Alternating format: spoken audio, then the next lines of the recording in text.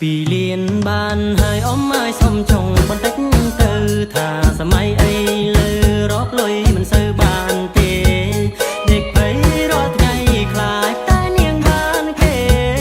ហើយនៅទុំនេះអ្នកណាឃើញក៏ចង់បាន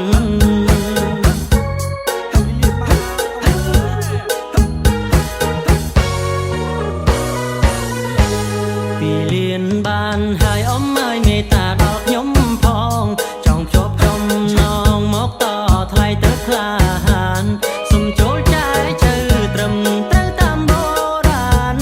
សុំត្រឹមជាលៀនអ៊ំអើយតាព្រមទេ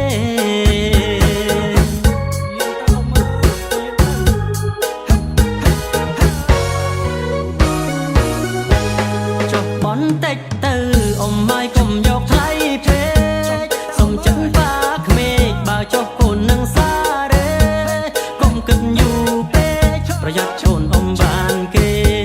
ខ្លាចនៅទុំនេះក្រែងខ្មាស់គេព្រោះថ្លៃពេក$20000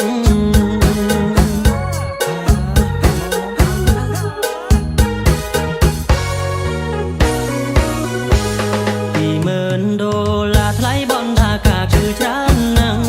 បញ្ជាក់ច្បាំងបើចង់បានគាត់ធ្វើឲ្យក្មេកពីលៀនបានហើយប្រញាប់បានសំដំណេកដាំស្វាយដាំចេកឲ្យកូនប្រសាជួយការ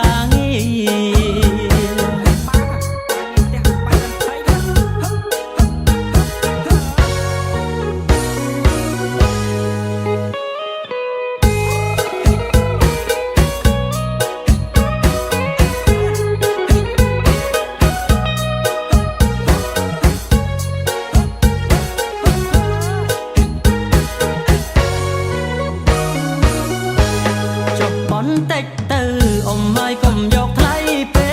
កសុំចិនបាក្មេកបើចុះកូននឹងសារេកុំគិតយូរពេកប្រយ័ត្ន